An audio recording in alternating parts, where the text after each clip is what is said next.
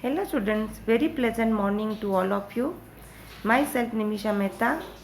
For class 6 English, we have started our revision part as textbook lessons, and we already started chapter 1, many kinds of art.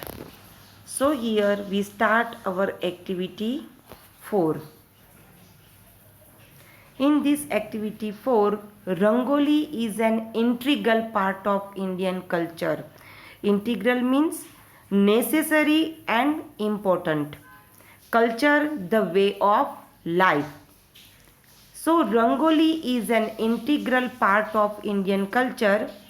On festivals, we prepare Rangoli to welcome God and guest.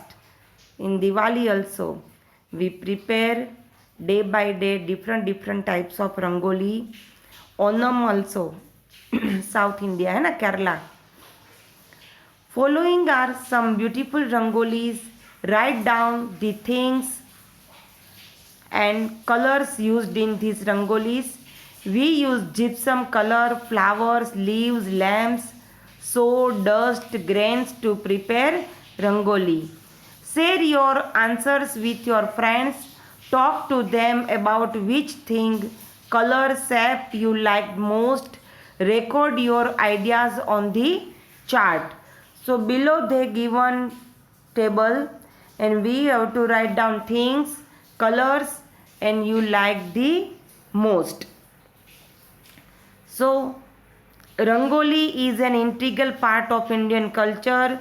On festivals, we prepare Rangoli to welcome God and guest. Following are some beautiful Rangolis. Write down the things and colors used in these Rangolis. We use gypsum color, flowers, leaves, lamps, sawdust, grains to prepare Rangoli. On our festivals, we prepare Rangoli to welcome God and guest. Thus, Rangoli is an integral part of Indian culture. What material is used to prepare Rangolis?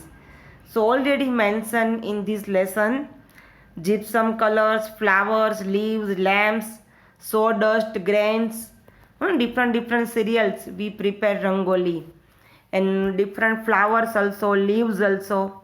Okay, so here they given 4 types of Rangoli.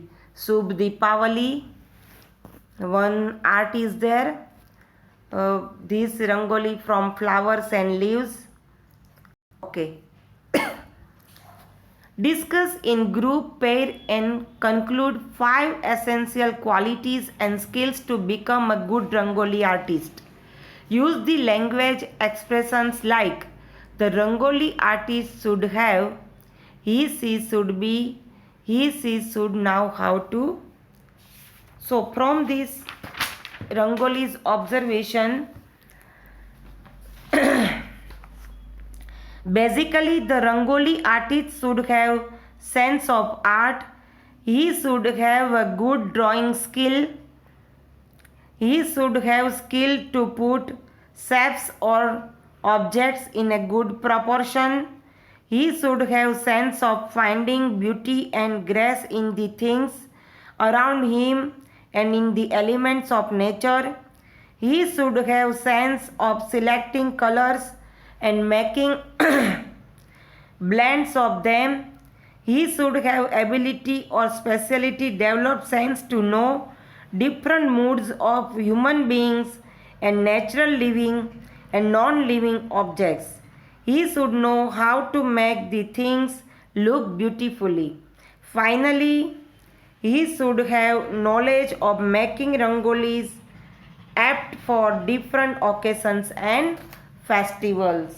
So from this rangolis drawing, we have to write down its skills. Here they given use a dictionary, the internet, or people who know to help you understand each word.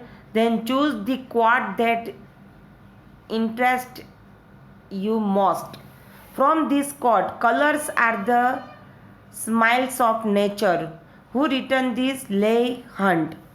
So, colors play an outstanding role in human life, as the first quote by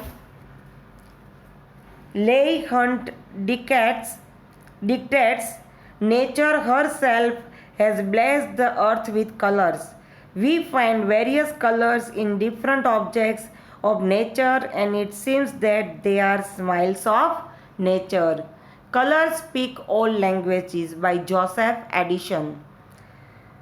For me, I like the second quote by Joseph Addison. He says, colors speak all languages.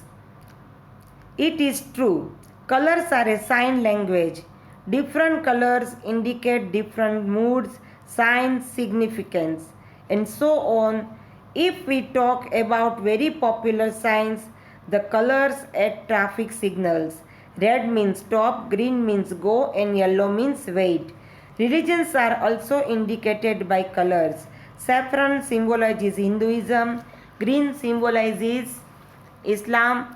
In sports also, players wear colorful clothes which are indicators of the country they belong to. Colors are widely used as symbols, and we are well aware of the fact thus colors speak all the languages. I prefer living in color. When David Hockney says, I prefer living in color, means he does not want to live a dull, monotonous life. Colorful life means life in all its vibrant moods. So I hope you understand these activities and learn by heart. Thank you.